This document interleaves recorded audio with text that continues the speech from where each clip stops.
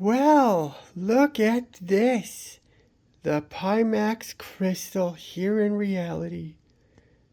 There we go. Took a while, but here it is. Look at it. I said look at it. Look. It's here. It's real, and it works. And it's pretty damn sweet, if we're being honest. Look at the controllers. There's the buttons. Very cool. And the other ones, it's the same. But there you have it. The Pimax Crystal. Let's go over this just a teensy bit more. There's the front. You can see there's lots of vents. And there's some stuff on the bottom there. USB ports. Microphones. Buttons on the top. Another little dot thing. You got your tracking cameras. And along the bottom here, right there is one and another. So pretty sweet. Pretty sweet indeed. Alright, and here it is in the headset. There you go. This is the new sort of facial interface. These vary between what people like. They are what they are. It's certainly a significant improvement in material and comfort over the original ones. Pretty nice, actually. And the lenses, there you go. These are our temporary issue polycarbonate lenses. They're not actually the glass ones that you guys will be receiving with your new headsets. Still though, these look pretty stunningly good when you're going through them. The glass ones are going to be something else. There, look, I've removed a lens for you guys. I just have it in with the magnets. They go in quite tight. There's strong magnets. And there's like the sensor, so it knows what kind of lens you've plugged in. And there we go. So there's a ways down there is where your actual panel is. Pretty cool. And as you can see, I've got the DMAS audio on here. And look, it's blue. We'll see. I'm hoping these blue ones are sort of a temporary thing and you guys will get ones that color match better. But otherwise, really, these aren't the thing that's going to be making the difference in audio quality. It's the chips inside here. That's what we care about. But yeah, there you have it. It does look a bit strange though, but I can't say it bothers me. This is the battery strap, and then like here is the actual top strap. This battery strap that's just to connect the battery in here. And I suppose I should show you that battery, shouldn't I? Okay, I've got it upside down here because it's a little awkward to do it with one hand otherwise. But here you go, battery removes. And there you have it. There's just there. The battery itself is really nothing special. It's a battery. In. Like that. Easy peasy. Hello, you lads, you lovelies, you everyone in between. Here we are. It's the big day. We're finally going to talk about the Pimax Crystal. Feels like it's been a wait. It has been. But it's here. You saw it. So let's get talking about it. I'm not going to make you wait. So the first thing I think we want to talk about is the weight and balance. So this is still not a lightweight headset. This is no big screen beyond. It isn't. Its overall weight is still probably not that different than an AKX, though it is lighter than an AKX with like a counterbalance kit, which are very popular on the AKX, being as that it's such a front-heavy headset. This, however, is not a front-heavy headset. This is actually very well balanced, and I think every tester, when they actually pulled their Crystal out of their box, was shocked by how light it felt. Well, that's quite surprising, given that it's really not a lightweight headset. Just that balance is very good. It doesn't really hang on the front of your face. It's quite good, and it's actually a very comfortable headset. They've made some changes to the facial gasket, although you can still use the old stuff. I personally have a nice pleather interface I quite like, and I can still use that too just fine. That's actually also good because it means that accessories that would be compatible with the 8KX or similar headsets will be compatible with the Crystal too, and there'll be no problems there. An example would be like the bHaptics tactile interface. That will continue to work just fine. So that's nice. So yeah, the balance is surprisingly good. This is Pimax's most comfortable headset by a pretty wide margin. So even though, like I said, the weight is still up there, it's not all concentrated anymore. So this is good. These are really good changes. This is a pretty comfortable headset. Honestly, it is. That's really welcome because I think that's a pretty common complaint we had with the AKX. Is that with the AKX, I know I really wanted that counterbalance for it to be comfortable, especially for a longer period of time. And here's the big thing. It's the Pimax Crystal, right? That's what it is. And it's that crystal clarity that we're really talking about here. And here, I really get to say that Pimax is 100% delivered here. The image quality, the colors, the local dimming is just very top notch.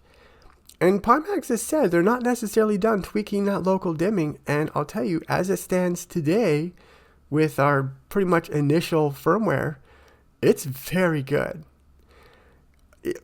I'm shocked at how good it is. The blacks are black. They are perfect. The only thing you get is some quite faint halo, sort of depending on what your brightness settings are. I left mine at the default, and it looks super good. But there is, as I said, some halo, but it's not really that bright. It's quite faint.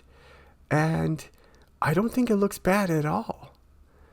I've been nothing but impressed with it. It really makes going into dark places very pleasurable. It's just very good. So that's wonderful because I think a lot of us, especially people who've maybe tested something like a Quest Pro where the local dimming isn't as good, this is a whole different thing. I don't have a Quest Pro. I can't speak from experience, but I hear very mixed things about it. I am not hearing mixed things at all about the local dimming from the other testers. We're all pretty much in agreement. It's very good. It's excellent. And that's certainly been my experience. So we're off to an extremely strong start here. And you have really solid edge clarity, but I want to be careful with this because we are not using the glass lenses. As I mentioned sort of in that initial intro, we're still using polycarbonate lenses. And the actual glass lenses are quite a bit better. So even with the sort of cheapo lenses, the sort of testing lenses, it's very good. So by the time we actually get the glass lenses, which should be pretty soon, that's going to be a significant jump. So in terms of things like, edge to edge, with these polycarbonate lenses, it's still very, very solid.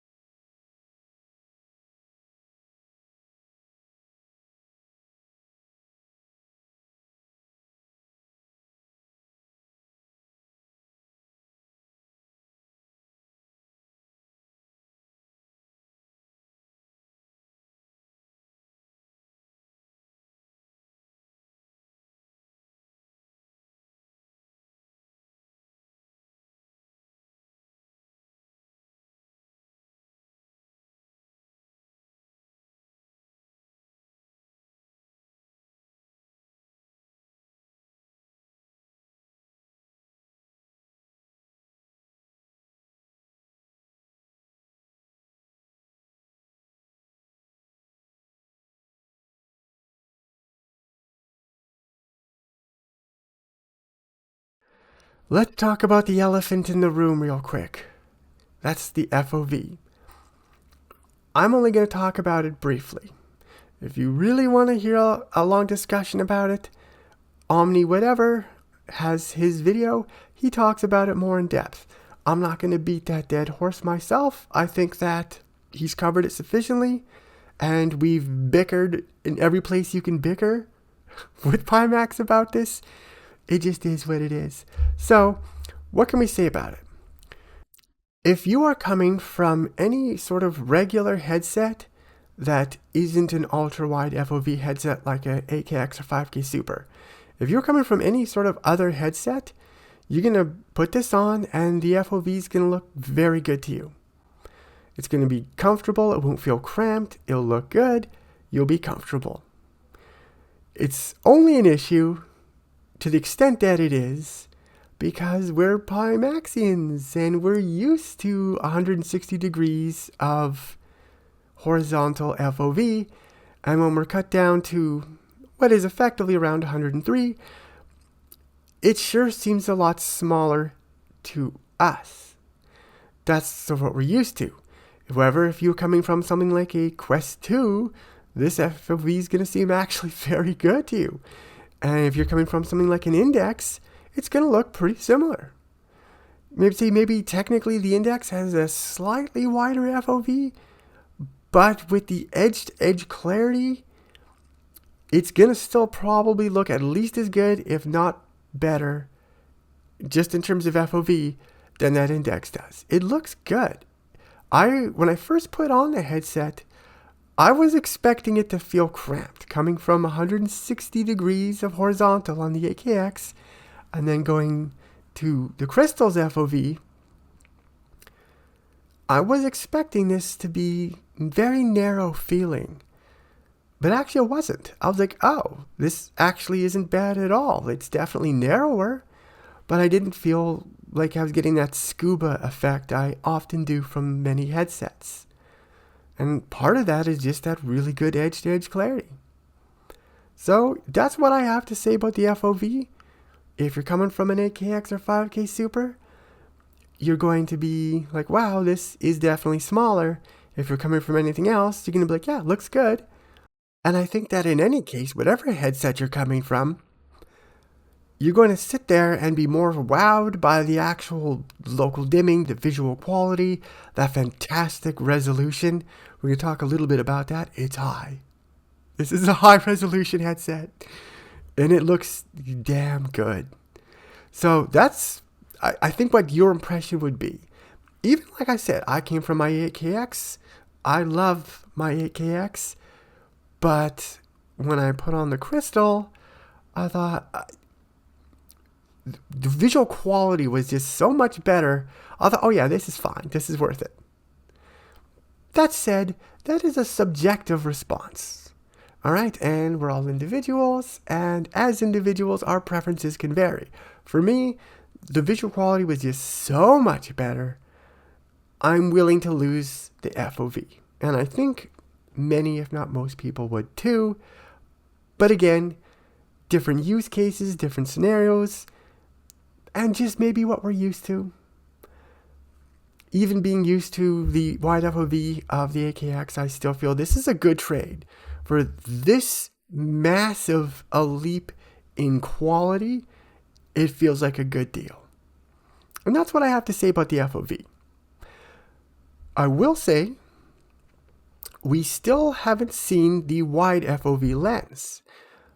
I've been told this wide FOV lens will still be 35 pixels per diameter.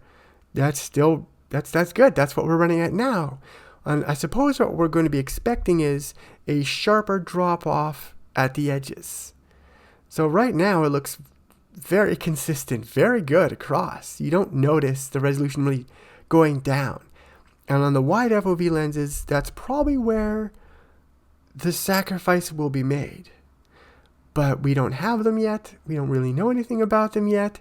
We've only seen brief demonstrations where they haven't had a distortion profile. So the images were just stretched. That's not helpful. That's not what it's going to look like for us when we get them. will have an actual distortion profile, and it will be crisp and clear. We're just sort of wondering at this point what the edge clarity will be like. It won't be distorted, but it won't be as sharp. And to what extent is, I suppose, what we're waiting on. And just how much FOV we're actually going to get out of these new lenses, we just don't yet know. We'll find out, and then when I find out, I'll make sure to tell you so you can find out too. But for now, that's what it is. We'll see. I will say, if we got to something like 110, dare I suggest 115-ish, if we did get that on this headset, it would look amazing. But we're speculating. All right, so a little bit about the resolution and the performance of it. So a lot of people are going to take a look at the ridiculously high resolution this thing runs at, and they're going to balk. I did. I looked at that number and I was like, is my 4090 remotely good enough for this? Like, that is, I'm gonna show you some through the lens stuff here, and wowzers, is that a big number? But you'll also see that the performance is actually pretty good.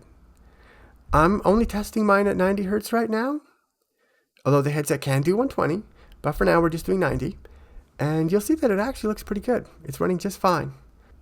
They're going to be better than you think. And here's an interesting thing, of course, is that you can actually drop that resolution quite a bit without actually really being able to tell. The screens are just that good. It's just that sharp that even at a much lower resolution than its maximum, you're still wowed by how high this resolution is. It's very impressive. So let's take a look at that. Okay, so here we are, just chilling around in Blade and Sorcery. This game has some decent performance. So let's take a look. I mean, God, it looks so good here, you guys. You wouldn't believe it. A really quick reminder, this is not the Pimax internal microphone. For whatever reason, that's not working on my headset. Some driver issue, I think. Really not sure yet. We're working it out. In the meantime, don't worry about it. This is my Antlion wireless mod mic. So, sorry I can't really test that for you guys. Oh, an apple. You know, I don't want the whole thing. I just want... Yum. There we are. But to get some performance numbers. So, it's pretty. You know, we're doing it. But take a look at that resolution we're running at.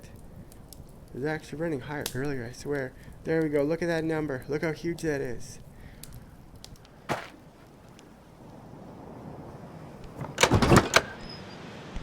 out of my way. Stop blading sorcery. Get out of... Son of a bitch, I hate the doors in this game. But here we are. Pretty good. But keep in mind I'm recording. That is hitting a hit. Before I started recording, actually I had 90 in there with lots of room to spare. Out here I still have a decent amount. Pretty good, but you know, there's definitely some stuttering a bit. That is from recording. But it gives you a ballpark, so just improve these numbers a little bit, and that should give you a pretty good idea. So remember, the performance is a little bit worse while I'm recording.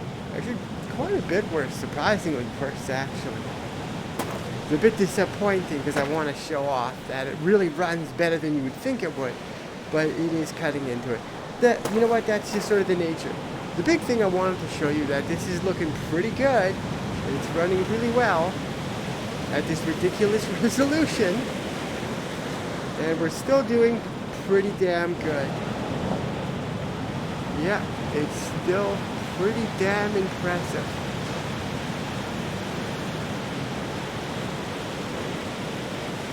You gotta love it. God, it's almost eerie how good this looks, I'm being honest with you. It's really quite strange.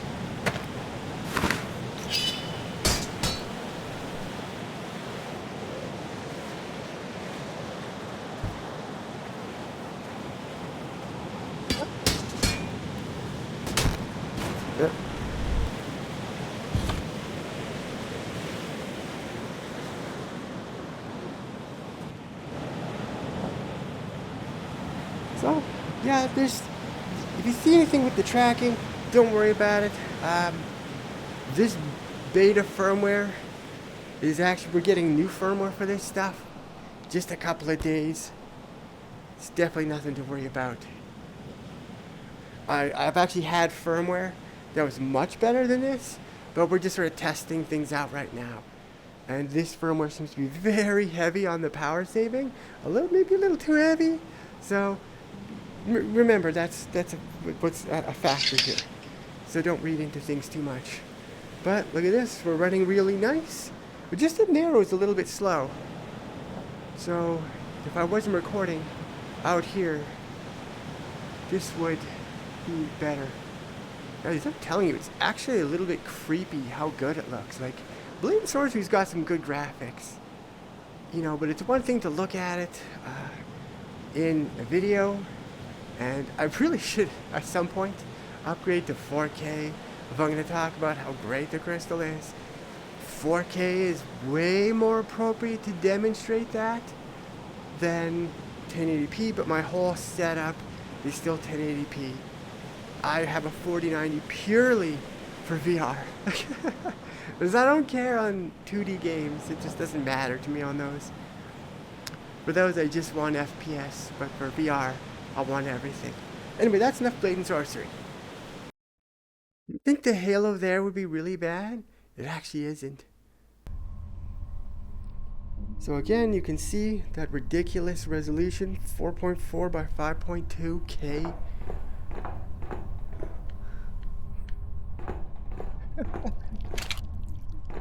Yeah, good old Cosmo Dread.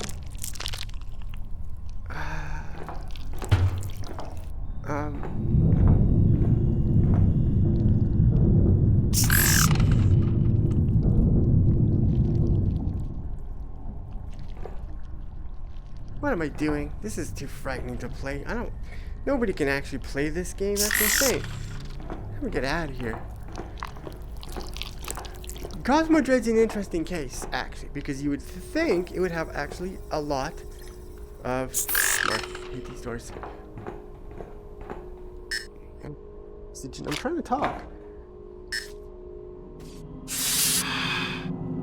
You would think it would actually have a lot of pitch black. Actually, it doesn't. Cosmo Dread has a huge amount of dim lighting, but it actually rarely gets to jet black. Even there, that looks like it, but it's not actually jet black in here. Nonetheless, so this isn't actually a truly optimal game for things like local dimming and stuff. God damn it.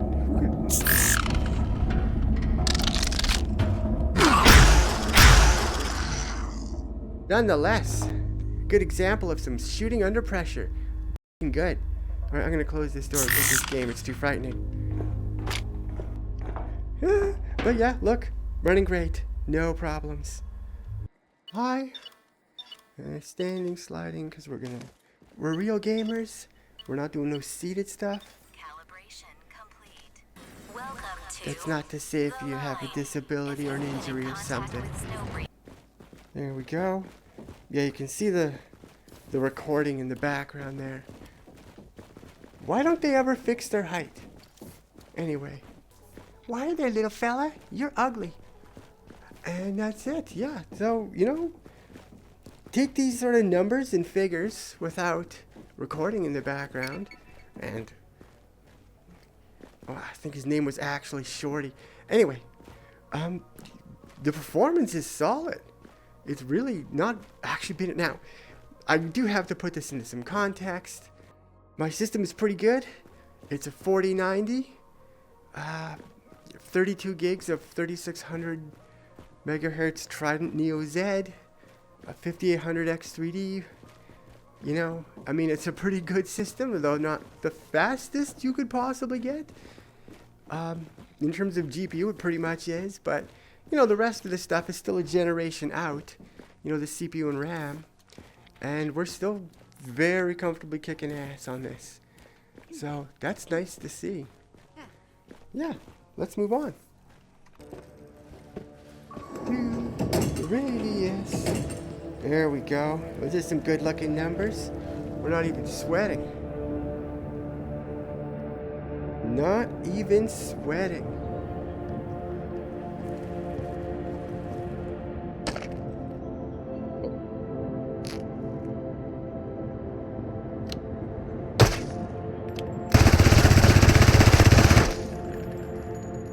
Yeah, you'll love to see it.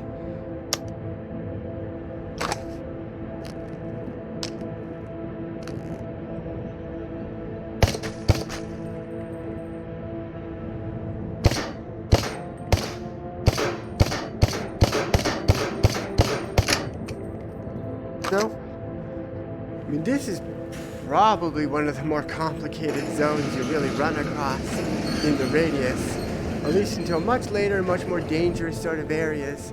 And you know, we're running good. So that's pretty solid. Here we go. These guys are liars. Don't trust them. Someone put a knife in there.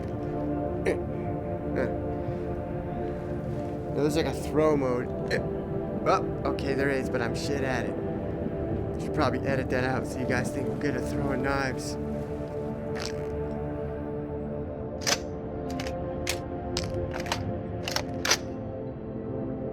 Yepper.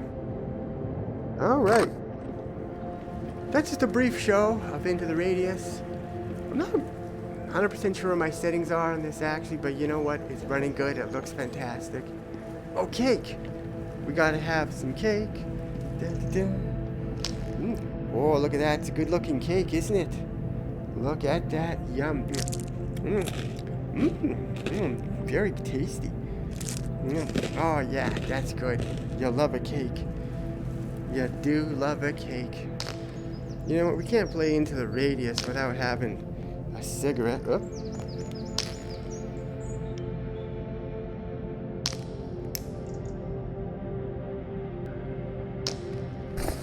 Oh, yeah. I meant for this to be pretty quick, but sometimes you need to relax with a Binston.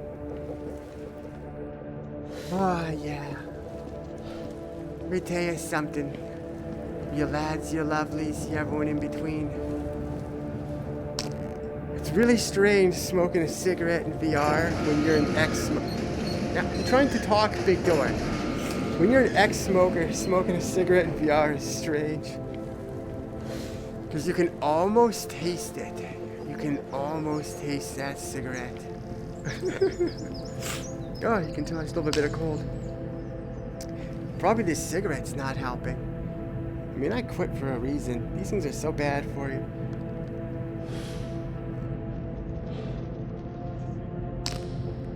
Weird.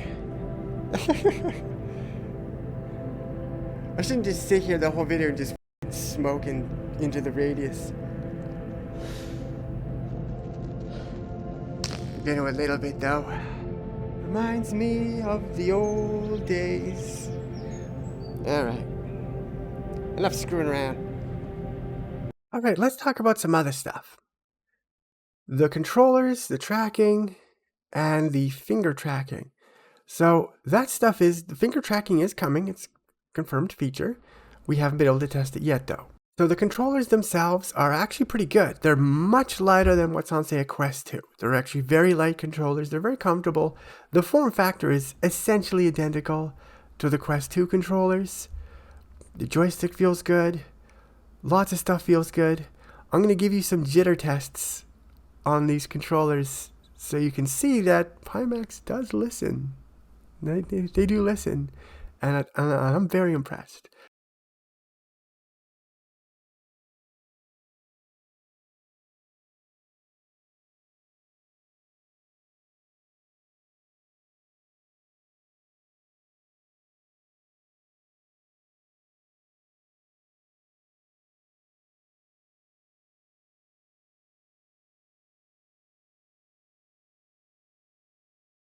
But when it comes to things like the tracking quality and so on, that's still very much being worked on. And sort of any comments I make about a lot of the features just aren't going to be valid in as soon as a couple of days. I know we've got a big update coming on the weekend that's addressing pretty much a ton of the stuff that we've been bringing up with Pimax. So a lot of like issues like that aren't worth discussing because it's going to change so fast, and anything I say that's true now probably won't be true in a couple of days. It's not something we can really have a meaningful discussion about. But I'll say the tracking's actually surprisingly good in most cases, and I don't think this is going to be a problem. It's always going to have the sort of limitations that inside-out tracking has, which is to say that it does have a tracking area. It's pretty good though. That's not going to be a problem. If you're used to something like a Quest, you're going to be just fine at this. Obviously, it's not as good as Lighthouse tracking in terms of that area, but in terms of things like accuracy and responsiveness, it's perfectly good. It's perfectly comparable. But yeah, that is really what there is to say about the controllers right now, which is not a whole lot except to say that they're functional and they work and they're getting better. And there's not a lot of detail to say, and that would be meaningful past that. One quick thing though, is that the tracking algorithms are not standard Qualcomm. This is something that is being worked on by Pimax engineers. It is their in-house code that's being used for things like power saving and tracking accuracy, etc. So if you've heard otherwise, that's wrong. So the audio. I am the farthest thing in the world from an audiophile. I am in no way qualified to talk about audio stuff. Everything sounds the same to me. Yeah, this microphone sounds the same as, I don't know, the one on my laptop from 1993. Like it's, I know it all sounds fine. But the speakers, they are for the moment, and I don't think this is changing, basically the same thing. But the audio, equipment inside the Crystal is much more advanced. But right now, it's pretty much the same as what's on your AKX 2076. Probably louder. But expect this to change. So don't take this as the audio quality isn't better. Don't do that. Don't do that. Because this hasn't actually really begun to be addressed yet. Lots of stuff is still just in a functional state for us to do our testing, and then have a solid foundation for us to work with Pimax on things that we want improved. And the audio is in that place right now. The microphone, however, is leaps and bounds better. It is easily index quality. That is excellent for social media users or just casual gamers who talk to people. Anything, that microphone is fantastic. However, I actually can't give you a demonstration because it's actually not working on my unit. It looks like it's actually a software issue, maybe something to do with Windows. I don't really know, but I can't test this for you right now. When I can, I will. Yeah, right now I'm just using the old mod mic, which is a shame because from the samples I've heard from the other testers, the microphone is quite a bit nicer than that wireless mod mic, so that's pretty good. It's very solid. I think that audio people are going to be very pleased by that microphone. So, wireless and WiGig, so 6E and WiGig. We haven't started testing that yet. I'm told we should be getting our wireless modules fairly soon, and then we can really begin to test it. I've been told that the WiGig is farther along in development by quite a bit, and it doesn't really surprise me. There's a lot more bandwidth to work with. Yeah, there really is. So we're waiting on that. It shouldn't be too long before I start to be able to have something interesting to say about that. I'm pretty excited for it. A wireless Pimax is pretty awesome sounding, especially if you do nice room scale setup or something where you rotate a lot. Wireless is fantastic, and wireless on a Pimax is very much a dream. So it's coming, and it should be pretty awesome when it gets here, but we don't know yet. I'll keep you posted, and that's a big thing I'm really excited for. Next is the Lighthouse tracking. It's apparently in good order. I kind of expected this guy to be out sooner. I think a lot of us did, but for whatever reason, not quite yet. And I'm told it's actually working just fine, and in a lot of ways, they're just sending it out to us as just sort of a last check before it ends up in the hands of consumers. They want to make sure, is this actually working correctly? Is this meeting expectations, etc.? I think it probably will. That's what I've heard. But when I know more, I'll make sure that you know more. Eye tracking. I have so little to say on this. We don't know where it's at. I haven't heard anything about it. I suspect a lot of this is because of Toby. Toby's the one who's in charge of this. And I don't think Pimax wants to make promises on Toby's behalf. That's fair. But of course, we'd like to know more. We have to be patient for now. We haven't heard about the foveated transporter dynamic foveated rendering. They did mention that at some point, driver level dynamic foveated rendering is a goal, but they're not promising that because it is probably incredibly complicated to pull that off. Nonetheless, it's something that Pimax is working on, and it's interesting. For now, though, we really don't know. The very minimum, I think auto IPD and that sort of things probably should be enabled for us fairly soon, hopefully, and then we'll be able to at least talk a little bit about that. But for now, we don't know much about eye tracking. And then lastly, the sort of things like the full body tracking or face tracking module, which I believe are the same module. We have nothing on this at all. I'm told that it's being developed by a third party, so we just don't know. And we're just going to have to wait until suddenly one day it appears, and that's just how it's going to be. And the same kind of goes as the mixed reality faceplate. So we don't know.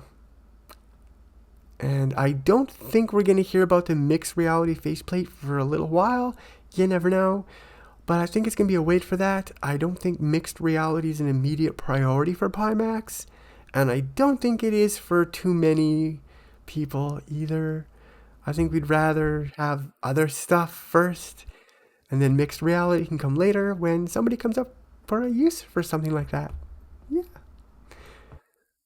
Anyway, that is actually for the most part it. My initial impressions are very positive. I'm really quite pleased. I was expecting a buggier product. I was expecting more trouble connecting it to my PC. I was expecting trouble with the PC client. I was expecting a ton of stuff, and actually I really didn't get any. That was it. This is a pretty smooth experience. That's been my experience though. And, different configurations have their own gotchas. For my setup, this was very painless and very easy. So I'm pretty pleased. I'm using the Crystal as my daily driver right now. It's going really well. I'm having a good time. And as impressed as I am by it now, I really can't wait to see how this is going to play out when the rest of our features start to show up. When we get that eye tracking and lighthouse modules and other cool stuff, the wireless. Once all that stuff really begins to take shape, the Crystal's just going to be so much more advanced than anything else. It's very exciting. As it stands today, it's already top tier, and I'm very pleased by this. That said, it's still in beta, and there are beta issues, right? I mean, there are features that just aren't enabled yet. There are problems. It's not perfectly smooth. There's still work to be done. So beta's not going to be done, this week. That's for sure. But it is usable and it is functional. So that's pretty good. It's a strong start. I'm very pleased. It is my daily driver now, and this is good. So far, my initial impressions are very positive. Like I said, a few gotchas here and there, but this is looking very good. Anyway, I think that's it for just my initial impressions. Things will change over time. Okay? I don't think they're going to change for the worse over time, certainly. Very much the opposite. But keep in mind, any sort of information you hear today or even in the coming weeks, don't take that as truth when it could only be true for that week or even less. There's a lot that's happening. Pimax is doing a ton of work. There's a ton of back and forth. There's a lot happening.